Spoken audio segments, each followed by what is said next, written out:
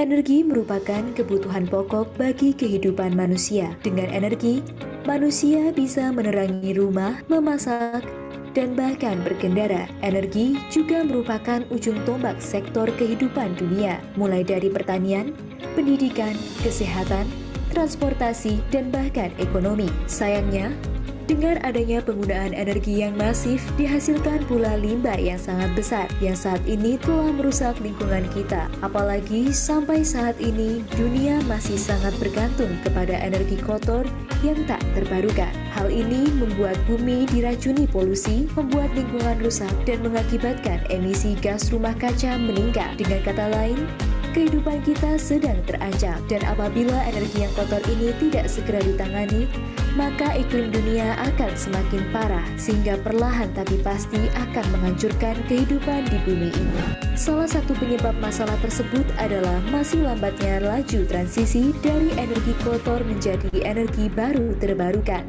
terutama di Indonesia. Namun ironisnya, masyarakat sendiri masih kurang terpapar akan informasi dan edukasi mengenai energi baru terbarukan. Padahal mereka merupakan penggerak bagi transisi energi kotor menjadi terbarukan. Maka dari itu, di era kemajuan informasi ini diperlukan platform yang mampu mensinergikan antara sumber informasi dan edukasi mengenai energi baru terbarukan. Menjawab tantangan zaman, ZonaEBT.com hadir berdiri sejak April tahun 2021 sebagai platform media info.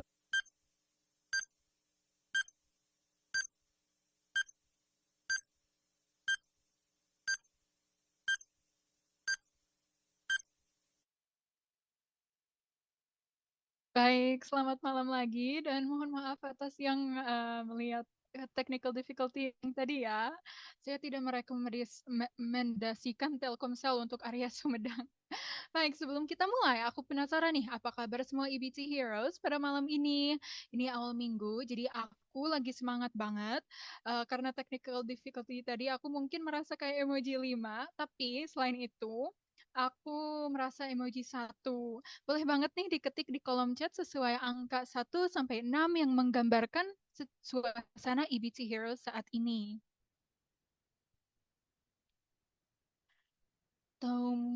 Oke, 1, oke. Baik, langsung saja kita masuk ke rules talk show ya.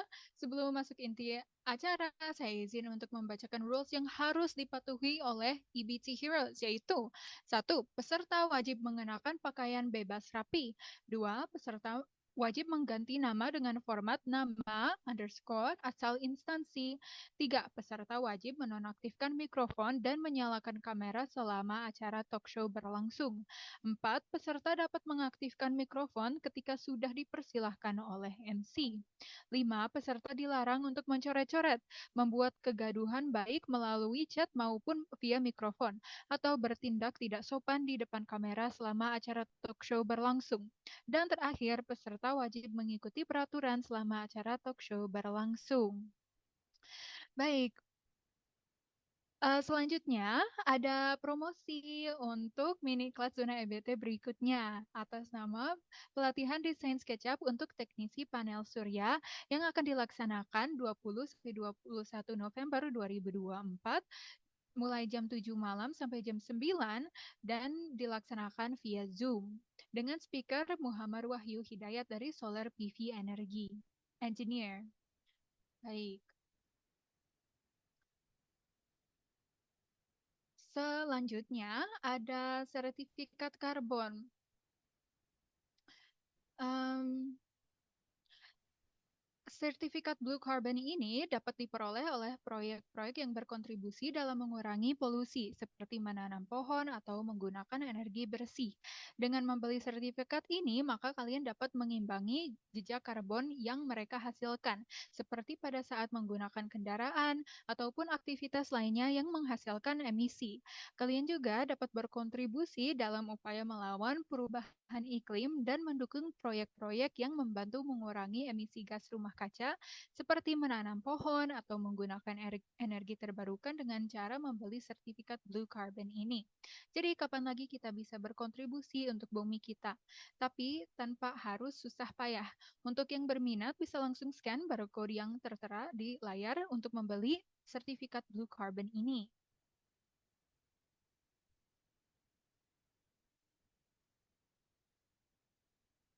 Baik, tak kenal maka tak sayang.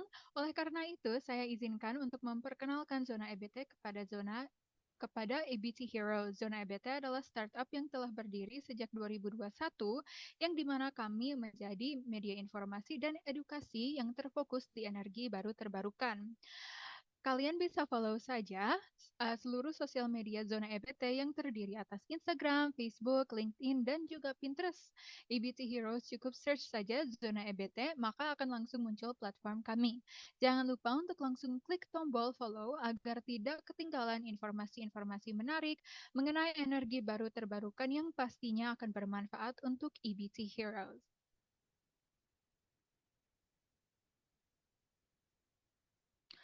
Oke, EBT Heroes, did you know para EBT Heroes bisa membagikan cerita seru kalian selama mengikuti ZE Academy dan bisa menang hadiah. Ada 7 step simple. 1. Bagikan momen-momen kalian selama kelas ZE Academy, baik melalui video maupun foto, dan ceritakan ilmu serta materi yang sudah kalian dapatkan. Buatlah ceritanya dengan cara yang kreatif dan menarik. 2. Unggah cerita kalian ke Instagram dan pastikan untuk mention Instagram kami di zona EBT. 3. Jangan sampai lupa untuk tag kami di postingan kalian agar kami bisa melihat karya kalian. Selanjutnya, pastikan juga kalian sudah follow Instagram Zona EBT dan bergabung di grup WhatsApp ZE Academy. 5. Kami telah menyiapkan hadiah menarik untuk 3 peserta dengan cerita paling kreatif dan inspiratif. Jadi, tunjukkan kreativitas EBT Heroes ya. Pemenang akan diumumkan melalui grup WhatsApp ZE Academy dan Instagram Zona EBT. Jika ada pertanyaan, jangan ragu untuk menghubungi kami melalui grup WhatsApp atau langsung saja ke nomor resmi kami.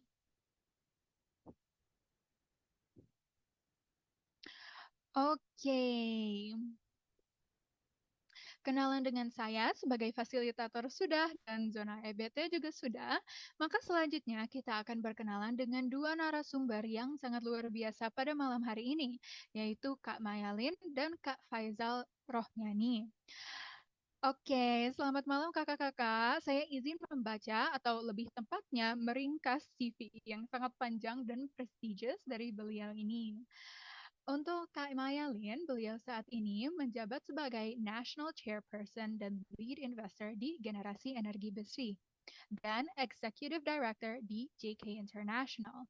Beliau juga pernah menjadi co-author di GEDSI in Energy Transition for University Student 101 sebagai kolaborasi dengan Kemenko Marves dan IESR. Untuk CV yang sangat mengagumkan itu, mari kita beri tepuk tangan dan selamat datang kepada Kak Mayalin. Selamat malam Kak, bagaimana kabarnya malam ini dan apakah sudah siap untuk mulai talkshow malam hari ini? Selamat malam semuanya. Eh, Kabarnya baik sekali hari ini, Senin di awal minggu, yang sangat luar biasa. Sudah siap nih mau sharing-sharing sama teman-teman. Oke, terima kasih banyak Kak. Dan ada narasumber kita satu lagi yaitu Kak Faizal Rohmiani. Beliau saat ini menjabat sebagai Project Officer di Girls and Women in Renewable Energy Academy sejak Mei 2023. Dan beliau juga pernah menjabat sebagai mentor di Renewable Energy Program, itu Independent Study oleh Amati dan Gawirea sejak Agustus 2023 hingga Juni 2024 dan mentor di Net Zero Hero ASEAN Program by Gawirea dan PPV di Laos sejak Juni 2024 hingga Agustus 2024. Untuk CV Kak Faizal, mari kita beri tepuk tangan dan selamat datang kepada Kak Faizal Rohmiani. Selamat malam Kak, bagaimana kabarnya malam ini Kak? Sudah ready tidak Kak? Halo, selamat malam teman-teman. Alhamdulillah baik.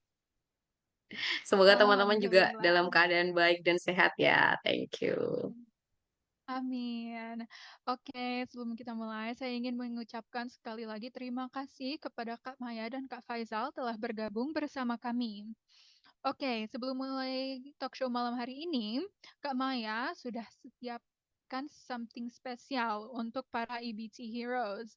Beliau sudah nyiapin presentasi keren supaya para EBT Heroes bisa lebih mudah memahami materi yang akan dibahas. Siap-siap ya, karena bakal seru banget. Kepada Kak Maya, kami persilahkan.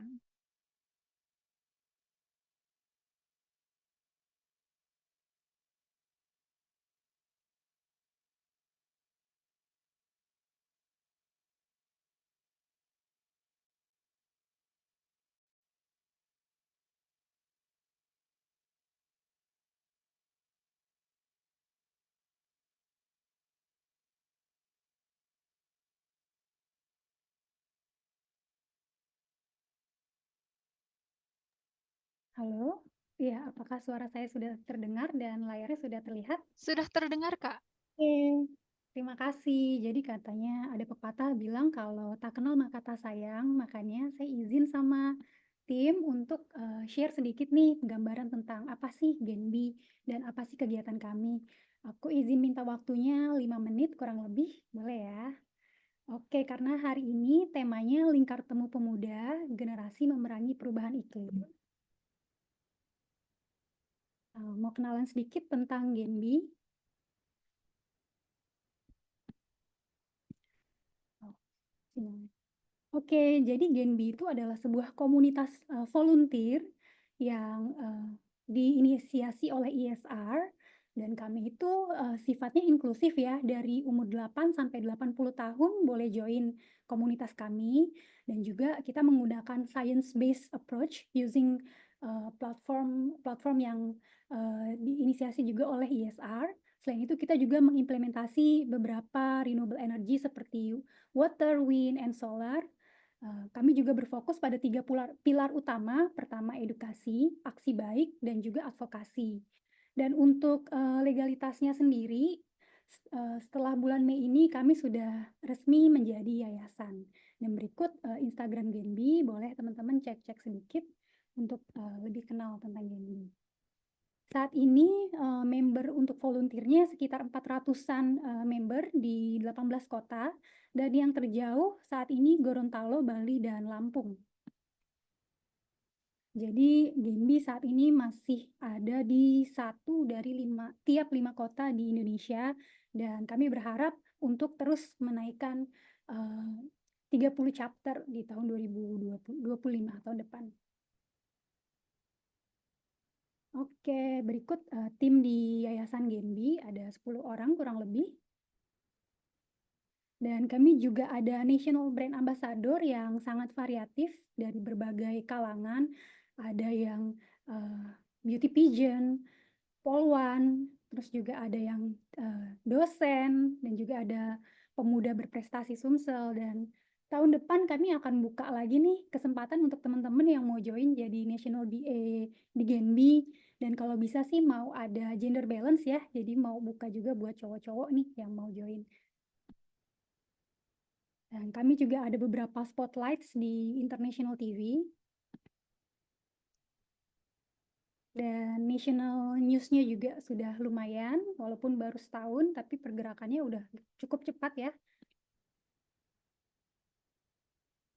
Dan ini adalah educational platform milik ISR yang kami gunakan, yaitu jejakkarbonku.id dan juga akademitransisienergi.id. Jadi di Akademi Transisi ini kita bisa belajar komprehensif nih tentang energy transition dan climate change topik, terus juga dapat sertifikasi. Dan kami juga ada publikasi 2 ya saat ini untuk university students tentang inklusivitas, ini yang tadi sudah disebutkan oleh Mbak MC, kolaborasi dengan Kemenkomarves dan ISR, dan saat ini sedang proses juga pembuatan buku anak-anak usia 8-10 tahun tentang perkenalan antara energi bersih dan energi kotor. Targetnya sih Desember akan launching.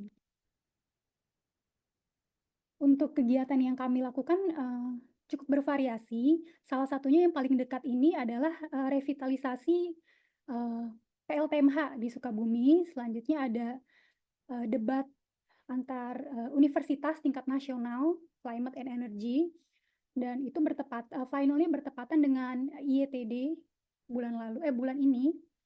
Dan beberapa chapter di Genbi juga melakukan aktivitas seperti Lampung, ekspedisi ITERA Solar Lab, dan juga di Jakarta Selatan ada Energy Explore, site visit, terus workshop. Dan waktu 17 Agustus kemarin, Genbi juga ada pemasangan lampu jalan, penerangan jalan umum tenaga surya di Bogor. Kita juga ada beberapa workshop ya untuk perakitan mini solar dan wind power. Dan kita juga sudah berkontribusi dalam policy recommendation ke KSDM dan juga ditampilkan juga di ISF, dan penanaman mangrove di Jakarta Utara dan Cirebon. Dan kita juga sering menjadi guest teacher di beberapa sekolah dasar. So far sih untuk mayoritas kita masih banyak fokusnya ke solar panel. Dan ini juga beberapa program jangka panjang Genbi bersama dengan ISR. Salah satunya tadi yang PLTMH Cipta Rasa Sukabumi, terus di NTT juga ada, dan di Cirebon, Jawa Barat. Ini beberapa partner-partner kami. Oke, mungkin ini nanti bahasnya sambil talk show aja ya. Karena aku nggak tahu kemarin kalau nggak ada paparan, tapi udah buat. Oke. Terus ini next. Oh ya, mungkin aku di sini mau sekalian promosi kalau di Genbi ini ada program namanya Setara, Sustainable Energy Transition and Accessible Renewable Energy Action, di mana ada paid internship opportunity di Yayasan Genbi, tapi ini berfokus untuk perempuan dan disabilitas dan marginal communities. Di sini sistemnya hybrid, dan juga ada weekly online-nya wajib di hari Kamis jam 7. Kalau misalkan ada temen yang berminat, boleh banget nih share untuk, send CV-nya ke email berikut, boleh di SS mungkin, karena ini programnya masih baru banget dan belum di-share ke mana-mana, jadi mungkin, bisa rekomen ke teman-teman yang tertarik untuk join di tim Genbi. Oke, ini ada beberapa SDGs yang sudah kami lakukan ya. SDGs 4, SDGs 5, SDGs 7, 8, 10, 11, 13, dan 17. Ya, ini ada beberapa next steps dari Genbi selain engaging youth, perkuat lagi partnership, terus promote awareness, and then support inclusions and expand the impact. Mungkin itu ya, sekilas tentang Genbi. Buat teman-teman yang mau tahu lebih tentang Genbi bisa visit ke website kami di sini dan juga sosial media yang kami miliki. Terima kasih. Baik, terima kasih banyak kepada Kak Mayalin atas presentasinya. Dan untuk mempersingkat waktu, langsung saja kita masuk ke inti acara dengan topik Lingkar Temu Pemuda Generasi Memerangi Perubahan Iklim. Baik, oke. Eh, saya sebelum tanya-tanya, Kak, saya mau cerita sedikit. Beberapa waktu lalu, saya baca artikel tentang anak muda di Indonesia yang bikin inisiatif untuk membersihkan pantai-pantai. Pernah dengar kan ya? Rasanya keren banget kalau generasi muda sudah punya kesadaran seperti itu. Menurut kakak-kakak, sebenarnya apa peran pemuda dalam memerangi perubahan iklim dan kenapa generasi muda penting banget di perjuangan ini?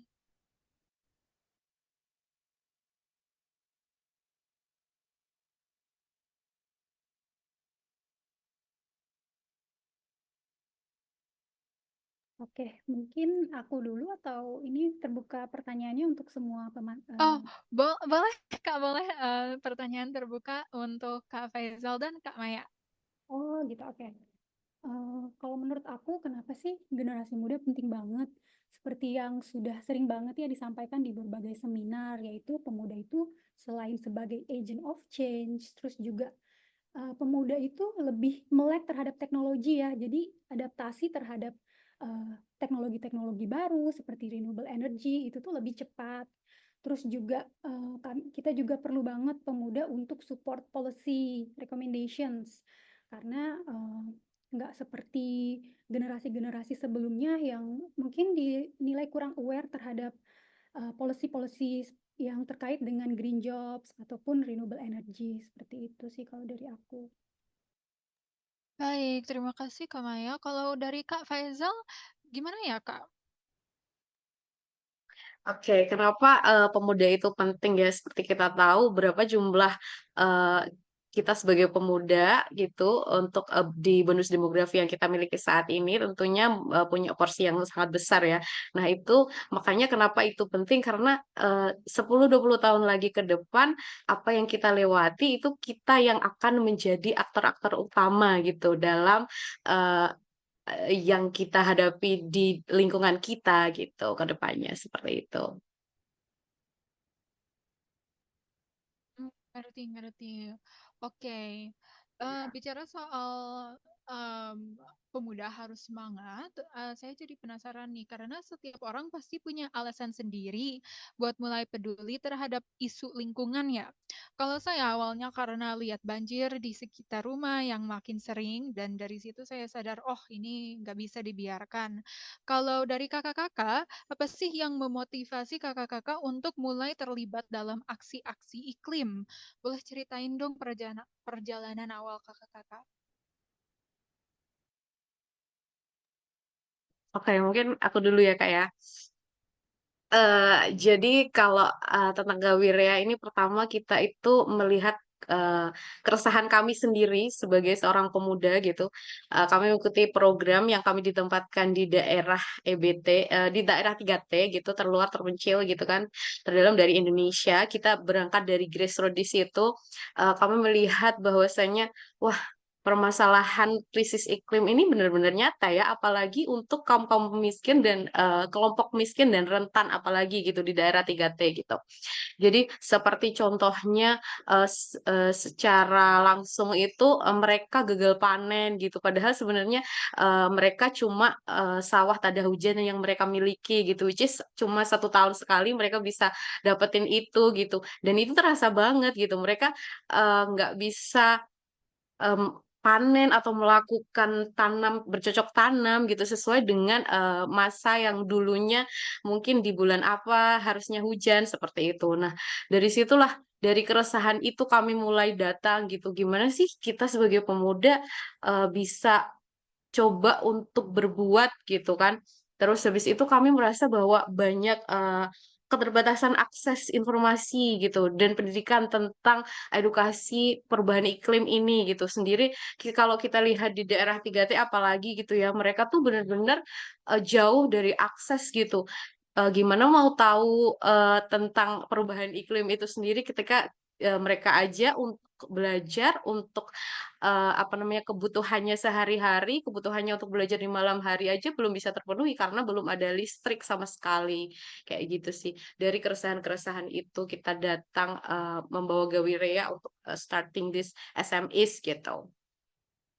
Kalau dari Mmm, itu Kak. kalau dari Kak Mungkin bisa Maya ditambahin Kak Maya dulu. gimana?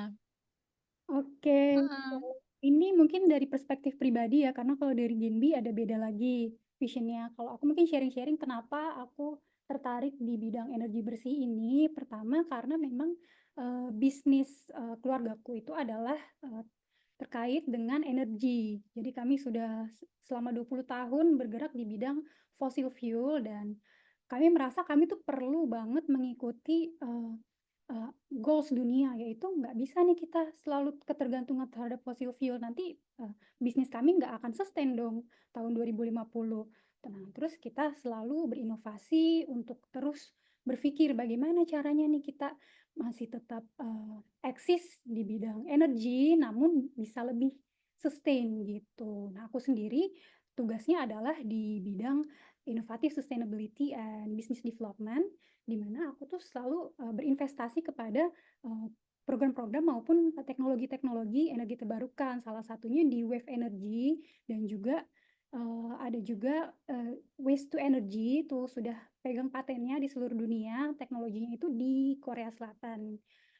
Kebetulan memang, parent company-ku itu asalnya dari South Korea, and then terus secara pribadi memang cinta lingkungan juga, sering volunteer. Nah, kebetulan ada nih program generasi energi bersih dari ISR, maka dari situ aku join dan aku invest lumayan banyak di Genbi dan harapannya sih ke depannya bisa buka lebih banyak lowongan pekerjaan di bidang green jobs gitu. Jadi kita nggak ketergantungan terhadap fossil fuels terus. Itu sih dari aku. Wow, oke. Dan, dari yang Kak Faizal ngomong tadi bahwa, edukasi iklim agak kurang ya. Dan bahkan saya ingat ada teman saya yang nggak tahu banyak soal perubahan iklim, dia kira itu cuman soal cuaca yang berubah-ubah kayak Jakarta makin panas doang, padahal enggak, yang kayak Kak Faizal ngomong tadi bahwa itu masalah agrikultur juga. Oke, jadi, seberapa penting sih edukasi perubahan iklim ini bagi anak muda menurut Kakak-Kakak, dan boleh tahu gimana cara kita bisa meningkatkan kesadaran, anak muda?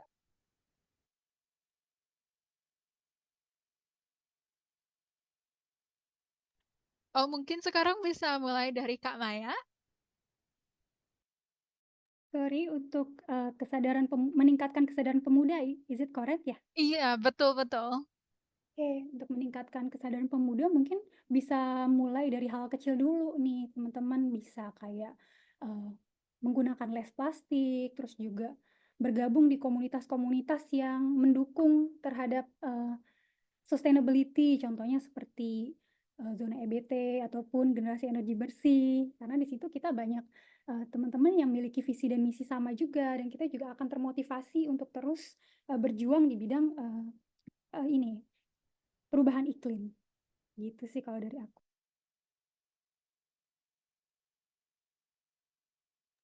Oke, dari saya ya, kenapa pemuda itu sangat penting? Balik lagi tadi seperti yang saya sampaikan, berapa jumlah pemuda dibandingkan usia produktif, misalnya gitu ya, dibandingkan dengan usia usia yang sudah lebih tua gitu ya, yang senior gitu. Jadi bisa kita lihat kenapa kok penting gitu.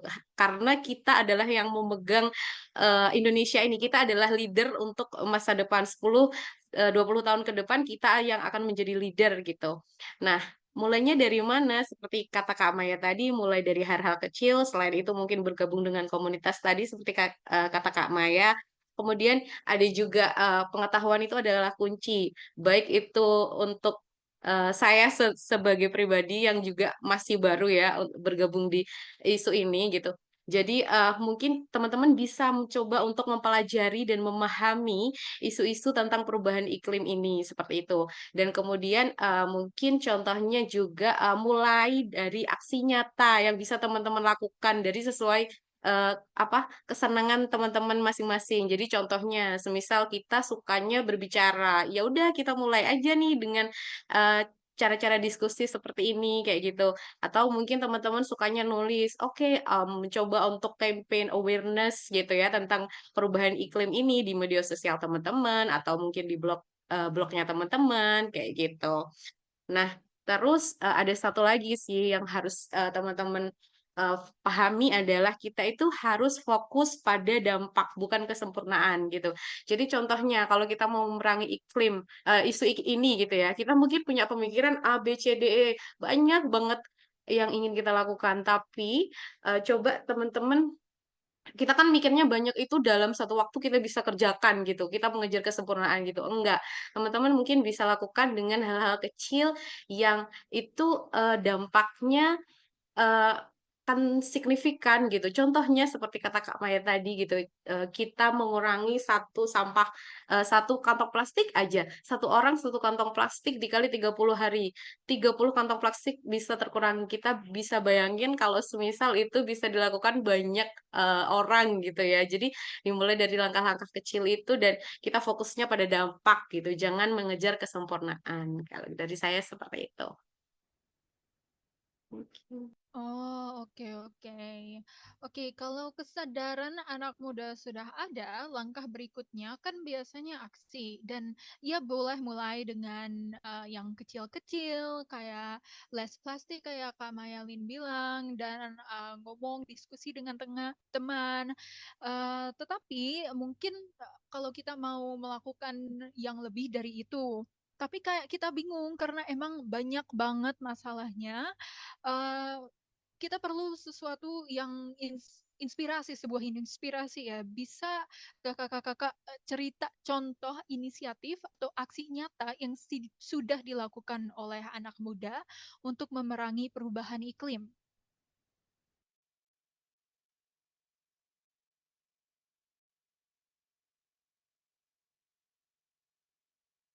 Oke, mulai dari aku dulu ya. Eh, Kalau aksi nyatanya di Genbi sendiri udah cukup banyak ya, seperti yang tadi aku share di PPT-ku, dari mulai pawai, policy recommendations, terus juga ada pemasangan panel surya, penerangan lampu jalan, dan PLTA, pembangkit listrik tenaga air, seperti itu. Nah, mungkin kalau untuk teman-teman yang mau mulai tapi masih bingung mulai dari mana, bisa banget nih teman-teman join kayak bootcamp, workshop, terus juga join-join webinar seperti sekarang ini, terus apalagi ya, bisa juga ikut lomba esai ataupun lomba poster nih yang sekarang lagi jalan di Genbi gitu. Mungkin teman-teman yang hobi gambar, terus apalagi ya, mungkin itu dulu sih kalau dari aku. Oke, kalau dari Gabriela sendiri, berangkat dari keresahan yang saya ceritakan tadi ya, teman-teman ada di beberapa lokasi itu kita membuat, kurikulum non formal untuk, edukasi non formal gitu untuk, perempuan dan anak-anak di daerah 3T. Jadi kita membuat, kurikulum untuk meningkatkan awareness-nya mereka, kemudian, menambah pengetahuan mereka, dan kita harapannya ke depannya itu untuk, meningkatkan taraf hidup ekonomi mereka secara, basisnya dari energi gitu kan. Contohnya kalau semisal kita bisa, bergabung dalam project, eee pembuatan PLTS gitu ya, untuk skala residensial gitu, dalam satu desa gitu. Nah, dari situ kita melihat potensinya, mereka itu tidak hanya untuk, listrik gitu ya, maksudnya untuk penerangan gitu. Nah, mungkin bisa dikembangkan untuk, eee ekonomi kreatif seperti itu. Nah, itulah pembelajaran-pembelajaran yang, pertama yang kami lakukan gitu. Selanjutnya kami coba lagi untuk, gimana sih, kami masih bingung nih. Nah, kami caranya memperluas jejaring gitu. Jadi seperti kata Kak Mayalin tadi ya, kami, mencoba untuk mengikuti bootcamp, mengikuti perlombaan, mengikuti proses inkubasi dan lain sebagainya seperti itu. Hingga akhirnya kami mulai untuk, menambah relasi atau jaringan-jaringan untuk, Garuda sendiri gitu.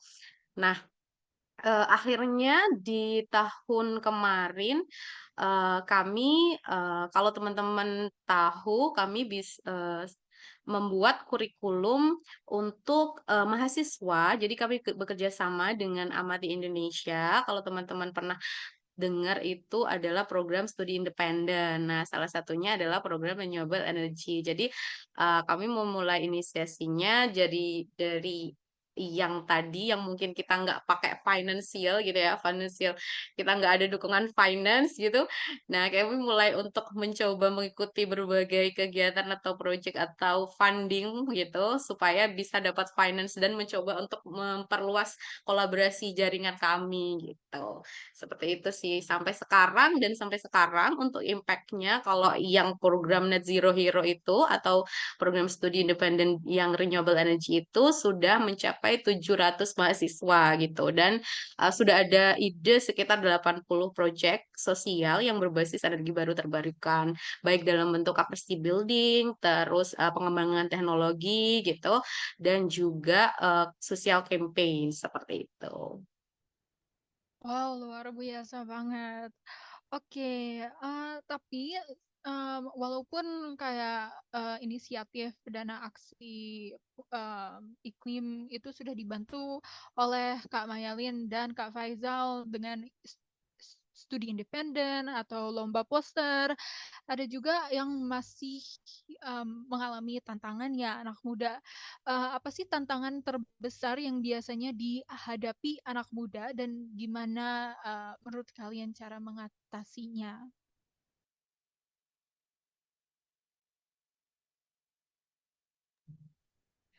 Oke, mungkin dari saya dulu ya. Jadi kalau berkaca, dari Gawaria juga, karena saya berasal dari Gawaria gitu ya, dan saya sebagai anak muda yang, pertama kaget dengan, apa namanya, isu ini yang terus berkembang gitu ya. Banyak sekali tantangan yang kami hadapi gitu. Pertama, yang tadi yang seperti yang saya jelaskan gitu ya, keterbatasan akses ke informasi dan pendidikan gitu. Edukasi terkait perubahan iklim ini kan belum menjadi prioritas ya dalam kurikulum formal. Jadi itulah yang menjadi salah satu tantangannya seperti itu. Kemudian, yang kedua itu keterbatasan dukungan finansial. Jadi kami sebagai anak muda yang punya ide-ide project sosial based on EBT gitu ya, kami, punya salah satu tantangan adalah kita nggak punya uang nih, nggak punya dana nih untuk sumber funding gitu, untuk implementasi project. Jadi itu yang menjadi salah satu tantangan untuk kami gitu. Kemudian ada juga, minimnya kesadaran dari tingkat, lokal. Jadi, ketika kita punya ide tapi masyarakat sekitar atau komunitas lokal sekitar itu belum punya, eee, kesadaran atau bahkan belum tahu gitu tentang, isu ini gitu, pasti tentunya kita akan merasa kurangnya dukungan, seperti itu. Kemudian yang kami rasakan seperti yang saya jelaskan tadi itu adalah kurangnya jaringan dan kolaborasi gitu. Karena saya yakin kolaborasi inilah yang menjadi, salah satu hal yang paling penting untuk, melawan isu ini gitu kan. Dan yang terakhir, kenapa kok, GWIRE ya gitu, Girl and Women and Renewable Energy Academy gitu ya, karena kita merasa bahwa, stereotip tentang perempuan, apalagi, perempuan yang bergerak di bidang STEM itu masih sangat, tinggi di Indonesia gitu. Makanya, eee, kami merasa salah satu tantangannya adalah kurangnya kesadaran terhadap, gender, seperti itu. Nah, terus tadi ditanya gimana sih solusinya gitu kan. Kalau dari Gawiraya sendiri itu, seperti yang saya jelaskan tadi, kami mencoba untuk pertama Eee, membuat, kurikulum non formal tadi di tataran, desa atau grassroots yang kami, jelajahi gitu ya, yang jadi, desa binaan kami gitu. Kemudian, tadi melalui Net Zero Hero, kurikulum untuk, tataran, kampus atau mahasiswa gitu, dan kami juga kemarin ada program kolaborasi dengan PPV, Plastic Viantin. Sorry, Precious Plastic Viantin dari Laos gitu, membuat program Net Zero Hero tapi skalanya untuk ASEAN.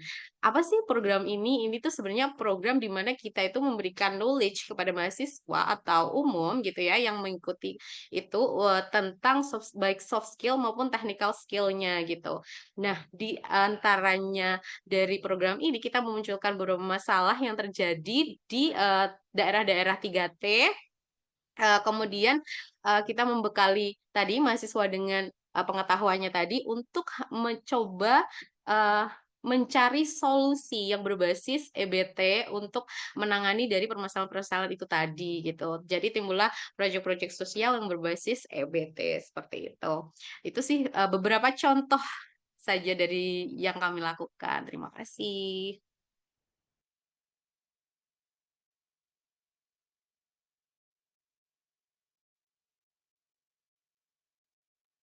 Baik, terima kasih banyak Kak Faizal. Apakah ada yang mau ditambah oleh Kak Maya? Terima kasih, keren banget Kak Faizal tadi program-programnya. Kalau dari perspektif aku sebagai ketua yayasan Genbi, tantangannya itu, banyak ya. Salah satunya ya masih kurangnya education, maka dari itu kami juga buat publikasi nih untuk anak-anak. Terus juga masih ada kendala di policy, makanya itu kami juga terus melakukan policy recommendation dan rencananya akan maju juga ke DPR Komisi 7 dan selanjutnya harapannya bisa sampai juga ke level government-government yang lebih tinggi lagi, karena percuma juga kalau misalkan kita belum ada dukungan dari pemerintah gitu. Nah, kalau dari perspektif aku sebagai investor renewable energy, cukup banyak tantangannya karena, selain teknologinya masih mahal ya untuk capex-nya, terus juga dari rekan-rekan investor juga merasa kurang profitable di, bidang renewable energy itu dibandingkan dengan fossil fuel yang memang cuannya lebih banyak gitu. Terus kalau dari segi volunteer, banyak juga ya tantangannya kayak seperti, buat apa mikirin, energi dulu, mikirin emisi, lebih baik kita mikirin perut kita sendiri dulu gitu. Jadi kadang-kadang ada tantangan-tantangan seperti itu, belum mengerti apa itu energi bersih, memangnya, segawat apa sih isu-isu itu gitu. Solusinya ya mungkin lebih banyak edukasi lagi, terus juga ya policy recommendation, terus, perbanyak nih, sharing-sharing knowledge kayak webinar-webinar ini dan kebetulan nanti hari Sabtu juga diundang di acara, alumni Kagama MBA di BNI. Nah, di situ kan banyak juga nih, future-future investor dari PLN, terus juga BNI, Pupuk Kaltim. Mungkin aku mau sharing-sharing juga sih tentang keresahan-keresahan kami di Genbi seperti itu. Boleh teman-teman nanti kalau mau join ya. Oke, terima kasih banyak Kak Maya dan terima kasih juga untuk undangannya. Dan kita, omongin soal anak muda ya, tidak bisa ngomongin soal anak muda tanpa ngomongin soal media sosial. Kalian setuju nggak kalau media sosial itu kayak pedang bermata dua, bisa banget buat menyebarkan kesadaran, tapi juga ada tantangan seperti berita hoaks. Menurut Kak Faisal dan Kak Maya, gimana caranya media sosial bisa dimanfaatkan untuk memobilisasi pemuda? Dan apakah ada strategi yang menurut kalian efektif? Kayak mungkin yang dari Kak Maya ada ambasador-ambasador kayak gitu. Baik, mungkin, mulai dari Kak Maya saja dulu. Iya, betul banget. Sosial media tuh kita bisa gunain jadi hal yang positif kalau kita tahu ya caranya. Kayak sekarang ini kita juga lagi mau menggandeng beberapa YouTuber dan juga influencer, eee, terkait lingkungan gitu, karena sekarang masih jarang ya yang aware terhadap lingkungan gitu. Kita mau bikin the next Jeremy Owen gitu, next-nya rencananya sih tahun 2025 ini. Boleh nih teman-teman yang tertarik di bidang renewable energy dan mau jadi influencer, gabung sebagai BA kami. Terus juga, strategi-strateginya mungkin collab-collab, terus kita juga kemarin dapat invitation dari SDGs Indonesia waktu 17 Agustus terkait SDGs Goal number 7 di mana kita bikin reels, terus juga live IG gitu. Dan campaign-campaign-nya lewat, sosmed sekarang cukup banyak ya. Salah satunya mungkin kalau aku pribadi sering banget pakai, feeds, posting kegiatan-kegiatan Genbi, volunteer, terus juga sekarang juga banyak ya untuk, boost sosial media, boosting postingan, itu juga sangat berpengaruh untuk attract, volunteer-volunteer baru maupun investor-investor yang tertarik di bidang energi terbarukan, gitu sih kalau dari aku.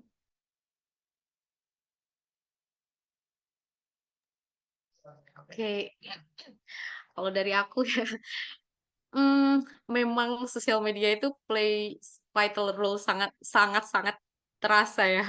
Kalau semisal, eee kami, contohnya kami saja yang bergerak dari tahun 2021 gitu ya, follower-nya baru berapa, kemudian kalau kami upload itu belum tentu banyak yang nge-like, banyak yang komen. Nah, kayak gitu.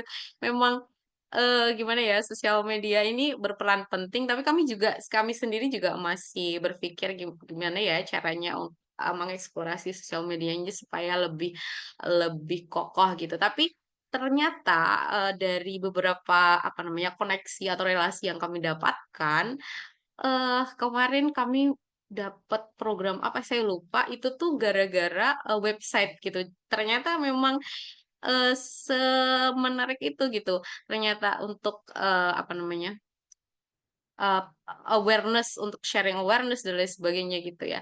Jadi kalau untuk apa namanya, pemuda, gimana sih caranya kalau semisal untuk, supaya lebih oke gitu ya, nggak terjerumus ke berita hoak gitu ya. Mungkin bisa, follow akun-akun yang memang benar-benar terbukti gitu ya, dia sudah terbukti, latar belakangnya seperti apa, jejak karirnya dulu, jejak apa, yang sudah dilakukan itu sejauh mana, seperti itu. Jadi lebih, apa namanya, lebih aman dan safe gitu, terhindar dari yang namanya hoaks, seperti itu kalau tips dari kami. Dan, bener kata Kak Maya tadi, mungkin nanti kita bisa kolaborasi ya, Kak, ya. Jadi bisa kerjasama, terkait brand ambassador dan lain sebagainya supaya, eksposur Gaberani ini semakin oke lagi gitu. Thank you. Oke, makasih Kak Faisal dan Kak Maya. Tadi kalian sudah ngomong kalau, anak muda banyak tantangannya, dan walaupun ada solusi, apalagi dari Kak Faisal dan Kak Maya, ada tantangan satu lagi, yaitu mungkin tantangan mental, yaitu kayak semangat dan susah banget semangat ya, apalagi kalau lihat berita, it doesn't seem like it's getting any better. Jadi, apa yang kalian lakukan untuk menjaga semangat dan motivasi menghadapi tantangan perubahan iklim? Apakah ada tips untuk kita semua, Kak?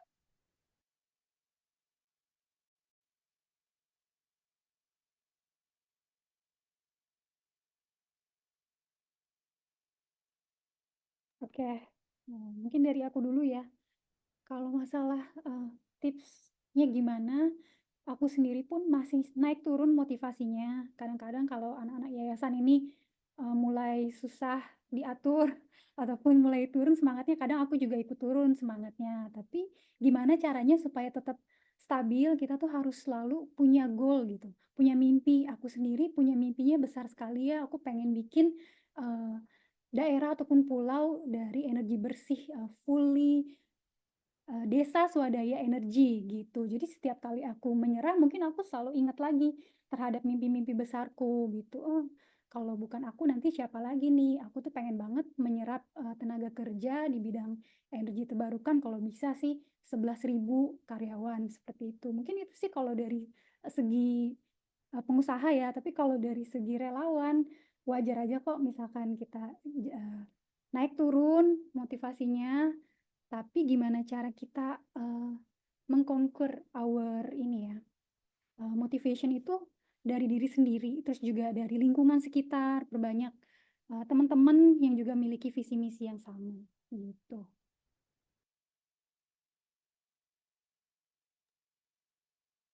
Oke, kalau dari aku ya sama seperti Kak Maya, kami sendiri pun masih naik turun sekali untuk motivasi gitu. Tapi mungkin kalau untuk apa namanya, memperkuat motivasinya gitu ya, jangan kecil hati untuk teman-teman yang bergerak di bidang ini atau isu ini gitu ya. Meskipun tantangannya banyak dimulai dari kurangnya funding atau untuk implementasi program kita gitu, tapi, teman-teman, bisa melihat bahwa studi dari Koaksi Indonesia di tahun 2022 itu menyebutkan bahwa di tahun 2045 itu kurang lebih 15 juta pekerjaan di green job ini gitu. Jadi ini yang menjadi mungkin salah satu motivasi kita, kenapa kita harus tetap coba untuk semangat gitu ya, untuk, di, isu ini gitu. Dan, pekerjaan green job itu, sangat luas ya teman-teman, mungkin nggak cuma teknisi dan insinyurnya gitu, tapi ada banyak, basisnya gitu, mungkin dari basis seni, kemudian mungkin di, basis ekonomi gitu. Contohnya seperti sustainable fashion gitu, kita butuh desainer loh untuk sustainable fashion gitu. Terus, arsitektur untuk green building gitu, kalau sekarang mungkin teman-teman belum tahu, mungkin nanti coba, eee, pengen deh, apa namanya, belajar di situ gitu, karena, kesempatan-kesempatan atau peluang itu akan terbuka lebar nantinya gitu. Dan yang paling ini juga, tindakan kecil-kecil berhubungan dengan aksi iklim yang kita lakukan ini tuh sebenarnya matters kok, gitu. Jadi jangan berkecil hati bahwasanya apa yang kita lakukan ini tidak berdampak atau punya, impact yang baik gitu, terutama untuk lingkungan ya. Jadi itulah, kita harus menanamkan itu gitu. Thank you, itu aja sih, Kak. Oke, makasih Kak Faisal dan Kak Maya. Tuh teman-teman jangan kecil hati dan tetap semangat untuk melawan perubahan iklim. Oke, nggak terasa waktu kita hampir habis. Sebelum kita akhiri, aku ingin tanya nih, mungkin pertanyaan yang paling penting ya. Apakah dari Kak Maya dan Kak Faizal ada pesan, untuk pemuda-pemuda di luar sana yang ingin terlibat tapi bingung harus mulai di mana? Mungkin bisa mulai dari Kak Maya? Oke, karena aku ketua Genbi, jadi aku akan bilang, bingung caranya gimana, bisa follow Genbi, situ banyak banget nih kegiatan-kegiatan yang gampang banget diikutin, hal-hal kecil kayak hitung jejak karbon sendiri, ataupun ikut kelas-kelas Akademi Transisi Energi.id, ataupun kelas-kelas akademinya Zona EBT nih, maupun dari Gawirea juga banyak kan program-program yang memang didesain sangat mudah diikuti gitu.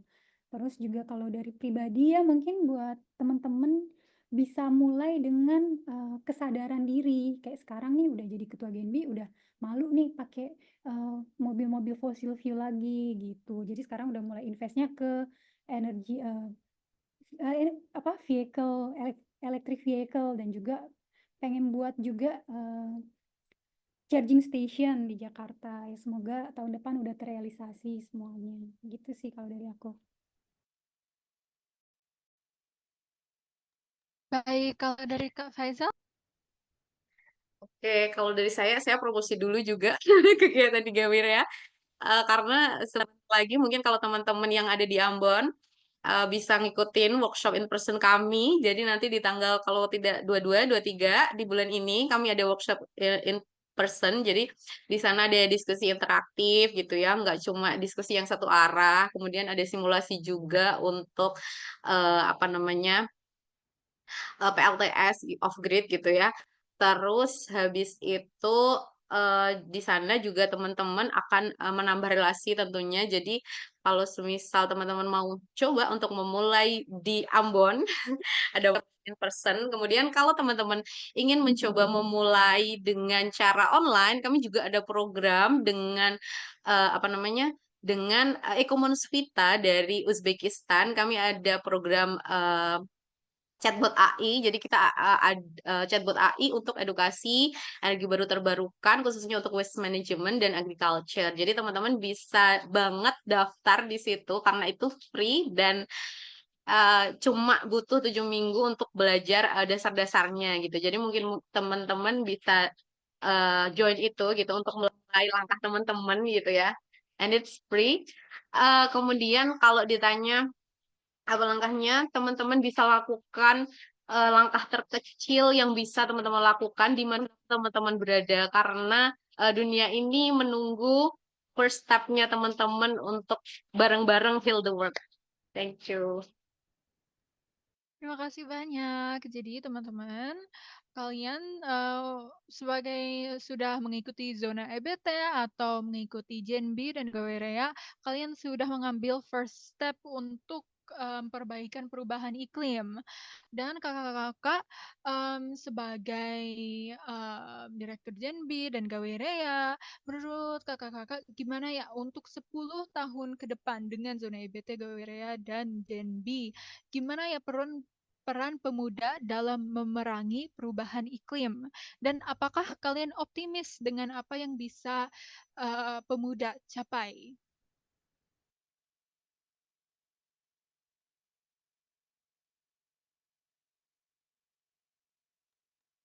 Dari saya ya, Boleh, sore ini boleh. hujan, hujan suaranya masuk aman ya. Aman, aman. Oke, kalau harapan saya sih 10 tahun ke depan gitu ya. Saya membayangkan kita itu sebagai pemuda itu sebagai agen perubahan, change maker gitu, di mana teman-teman akan memberikan dampak yang luar biasa. Kita bisa bergotong royong untuk memulai aksi nyata ini, melibatkan masyarakat-masyarakat lokal terluar, terutama yang rentan itu untuk bisa eh, ber berkecimpung atau mendapatkan green job juga gitu. Tentunya dengan pendekatan partisipatif dan juga fokus terhadap inklusi sosial gitu. Dan saya juga membayangkan bahwasanya di 10 tahun ke depan mungkin akan ada banyak startup hijau gitu ya yang bergerak di isu ini, yang membuat startup dan banyak yang bekerja di isu ini gitu. Gitu sih dari saya. Amin, amin. Semoga harapan Kak Faisal itu jadi kenyataan. Kalau dari Kak Maya, bagaimana Kak? Thank you. Kalau dari aku optimis banget karena kesempatan-kesempatan di Green Jobs tuh banyak sekali. Salah satunya aku pribadi pengen buat independent power plant di mana 100% dari renewable energy. Ya memang sekarang kelihatannya kayak terlalu muluk-muluk ya. Tapi nggak juga kok kalau misalkan kita ingat ya, dulu itu handphone yang ada internetnya ataupun yang bisa BlackBerry Chat Messenger tuh kan mahal dan kayak kesannya tuh nggak mungkin. Tapi seiring berjalannya waktu ternyata bisa gitu. Sekarang udah ada iPhone, ada Android seperti itu. Makanya penting banget buat teman-teman nih anak muda berinvestasi ini ya untuk belajar terkait renewable energy. Jadi nanti 10 tahun lagi ataupun 2045 teman-teman udah punya basic yang sangat kuat nih jadi first mover. Jadi ada satu pepatah yang aku suka banget ya dari Jepang. The best time to plant a tree was 20 years ago, and the second best time is now. I think that's it from me. Thank you. Baik, terima kasih banyak Kak Maya dan Kak Faizal. Dan ini pertanyaan terakhir ya, karena mungkin banyak EBT Heroes yang udah mau bertanya kepada Kak Faizal dan Kak Maya. Aku mau tahu nih, apa harapan kalian untuk masa depan lingkungan kita dan gimana kalian tetap berkomitmen untuk terus berkontribusi dalam memerangi perubahan iklim. Mungkin bisa mulai dari Kak Maya. Oke, harapannya teman-teman bisa terus berpartisipasi aktif ya dalam kegiatan-kegiatan pengurangan emisi maupun renewable energy. Dan kalau aku sendiri sih, aku akan terus berinvestasi di bidang-bidang energi terbarukan. Salah satunya sekarang baru mau masuk juga ke geothermal gitu. Nanti mungkin bisa nih teman-teman yang punya semangat sama dan visi misi yang sama, kita buka lapangan pekerjaan lebih banyak lagi di bidang energi terbarukan. Itu sih harapannya. Terima kasih. Oke, kalau Kak Faizal bagaimana Kak? Oke, kalau dari sorry, oke, kalau harapan dari saya ya, energi bersih ini nantinya bisa terjangkau dan merata untuk seluruh Indonesia, terutama di daerah-daerah terluar yang belum terlistriki gitu, di mana potensinya ya energi bersih gitu ya, karena PLN masih susah untuk masuk ke daerah-daerah tersebut gitu. Dan kemudian juga kesadaran lingkungan kesadaran kita terhadap lingkungan itu semakin mendalam. Jadi mungkin edukasi terkait lingkungan ini bisa diintegrasikan ke dalam kurikulum sekolah, di mana itu nantinya bisa diimplementasikan di kehidupan sehari-hari kita, sehingga apa yang kita pelajari itu bisa benar-benar berdampak langsung gitu. Nah, kemudian kalau ditanya tadi adalah komitmen ya, komitmen kalau dari Gawiraya sendiri tentunya akan melanjutkan kurikulum pengembangan program edukasi yang kita lakukan selama ini dan juga pemberdayaan-pemberdayaan yang kami lakukan di daerah 4T seperti itu. Dan kemudian tentunya tadi kita ingin meningkatkan kolaborasi dengan stakeholder terkait gitu, terutama untuk pemerintahan gitu ya. Mungkin ada banyak-banyak program yang bisa kita ikutin gitu. Kemudian memanfaatkan teknologi untuk inovasi gitu. Seperti yang saya bilang tadi, kami sedang apa namanya membuat inovasi di bidang AI gitu ya, chatbot AI untuk edukasi energi baru terbarukan ini gitu. Seperti itu.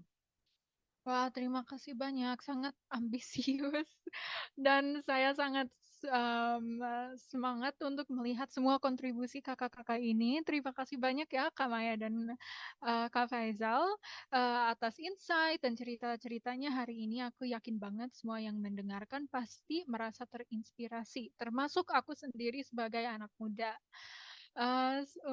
Sekarang kita akan beralih ke sesi yang sudah dinanti-nantikan oleh para EPT Heroes, yaitu sesi Q&A atau tanya jawab. Bagi yang ingin bertanya, silahkan bisa raise hand atau bisa juga menuliskan pertanyaannya di kolom chat Zoom dengan menyebutkan nama serta asal instansi yang kemudian dilanjutkan dengan pertanyaan yang ingin diajukan.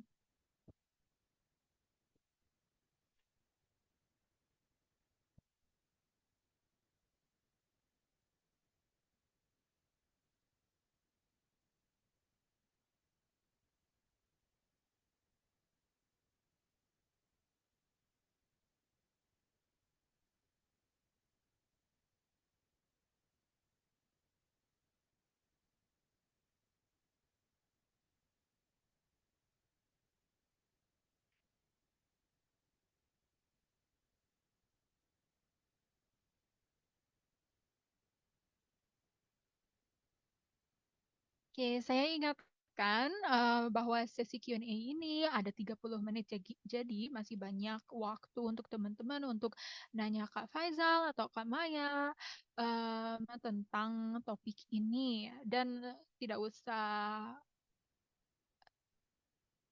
cemas atau apa gitu, karena seperti kalian lihat tadi Kak Faizal dan Kak Maya sangat friendly.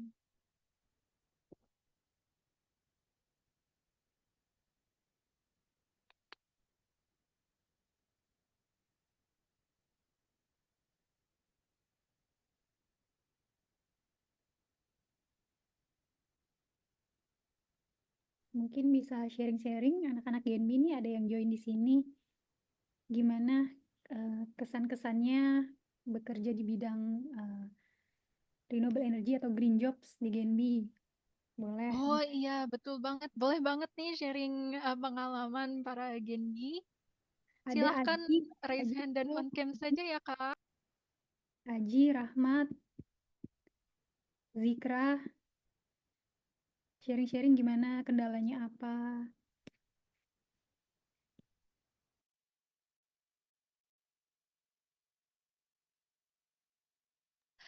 Atau mungkin saya ada pertanyaan sih dari saya sendiri, Kak. Oke, jadi saya itu anak muda dan saya peduli tentang perubahan iklim, tetapi saya ini introvert sekali ya.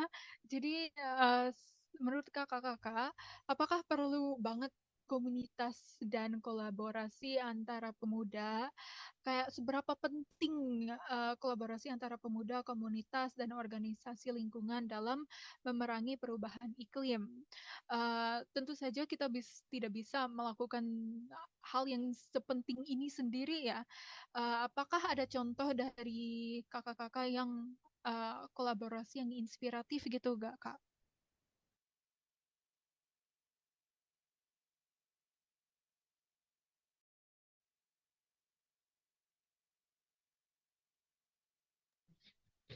Saya mungkin dari saya dulu ya, Kak. Kalau ditanya kolaborasi penting apa enggak, tentu penting sekali dan penting-penting banget gitu. Karena balik lagi isu ini adalah isu global gitu. Kita nggak bisa jalan sendiri tanpa kolaborasi gitu. Nah, kalau semisal introvert, eh jujur, saya juga termasuk orang yang introvert gitu, tapi mencoba belajar untuk bisa bersosialisasi dengan teman-teman gitu, karena at the end of the day kita nggak bisa sendiri gitu ya, untuk apalagi untuk bergerak di isu iklim ini gitu. Nah, kemudian kalau contoh kolaborasi seperti yang saya jelaskan tadi, yang sudah dilakukan Gawirya itu ada lumayan. Ada tadi program Net Zero Hero tadi dengan Amati Indonesia, kemudian ada juga dengan PPV Laos untuk Net Zero Hero ASEAN gitu ya. Kemudian ada program Solar Sister, jadi kami ada program crowdfunding. Dulu kami berkolaborasi dengan Makadaya. Kalau teman-teman pernah dengar, kami mendistribusikan lampu belajar berbasis tenaga surya gitu untuk adik-adik yang ada di daerah 4T gitu. Ada 100 yang sudah kami distribusikan, 40-nya di Maluku dan 60-nya di Kalimantan Barat di Mentajoy seperti itu. Nah, apa sih dampaknya gitu? Kalau ditanya dampak, tentu kalau yang Solar Sister tadi jelas gitu ya, untuk bisa meningkatkan akses mereka terhadap pendidikan, di mana kalau yang malam hari adik-adik kita yang di luar sana yang belum punya listrik itu nggak bisa belajar karena nggak ada penerangan sama sekali gitu ya, akhirnya bisa belajar gitu, menikmati apa yang sudah kita nikmati selama ini gitu. Terus kemudian kalau yang Net Zero Hero tadi, otomatis dampaknya adalah mendekatkan informasi dan pendidikan itu untuk teman-teman pemuda gitu. Sehingga dampaknya mungkin banyak inovasi-inovasi atau ide-ide yang teman-teman pemuda dapatkan dari program yang kami lakukan itu. Gitu. Makasih Kak Faisal. Kalau dari Kak Maya bagaimana ya? Thank you. Oh iya, kalau introvert banyak banget ya di Genbi juga teman-teman yang introvert. Dan jangan berkecil hati kalau memang introvert. Aku sendiri orangnya ekstrovert dan seneng banget ketemu orang. Tapi untuk urusan administratif aku tuh kurang gitu, kurang teliti. Nah, teman-teman yang introvert ini biasa punya kelebihan lebih teliti, lebih cermat dalam bikin proposal, laporan. Dan biasanya sih sangat dapat diandalkan ya dalam pekerjaan-pekerjaan seperti itu. Nah, kalau misalkan introvert mungkin bisa nih berkontribusi dalam penulisan buku, seperti di Genbi sekarang lagi nulis 2, satu udah launching dan satu lagi masih ditulis. Itu pun juga banyak teman-teman yang introvert dan nggak mau kayak pasang foto pun nggak mau kayak istiqomah nih fotonya foto kucing gitu. Karena kan beda sekali ya sama teman-teman yang ekstrovert, pasti fotonya banyak banget di Instagramnya, maunya eksis terus gitu, tapi, punya kelebihan masing-masing gitu. Jadi kalau mungkin introvert bisa, nulis buku tentang energi bersih, terus juga bisa ikut bikin desain segala macam gitu sih. Kalau program-programnya, rencana sih kita akan soft launching buku tentang transisi energi itu di bulan Desember, eee, dan di bulan Januari rencana akan kolaborasi dengan beberapa yayasan untuk, mengajar, ke sekolah-sekolah gitu, tentang energi bersih, perkenalan, apa sih energi bersih, apa sih energi kotor, gitu. Itu sih kalau dari aku. Oh, oke Kak Maya. Jadi ternyata para introvert juga bisa berguna ya, apalagi untuk hal sepenting ini. Tapi mungkin, peran kami itu berbeda saja dari, para ekstrovert, tapi sama-sama penting. Oke, kita ada pertanyaan dari chat, saya baca saja ya dari Kak Yuda Jayadikarta. Pertanyaannya adalah, apa tantangan utama dalam merekrut tenaga terampil di sektor energi terbarukan dan bagaimana solusinya? Oke, mungkin kepada Kak Faisal dulu, kami persilahkan untuk menjawab pertanyaannya. Tantangan utama dalam merekrut tenaga terampil di sektor energi terbarukan. Saya rasa kalau dari perjalanan Gawirea ini ya, tantangannya, masih cukup sulit mencari, apa namanya, tenaga-tenaga terampil di bidang energi terbarukan di Indonesia gitu ya. Apalagi kalau semisal kita, operasionalnya sangat, mmm, terbatas gitu ya, untuk implementasi program dan lain sebagainya, kayak gitu. Itu sih yang tantangan utamanya gitu. Kemudian bagaimana solusinya, ya kita balik lagi memperluas relasi, jaringan, dan otomatis memperkuat, sumber dana atau dukungan finansial untuk, Gawiria sendiri, seperti itu.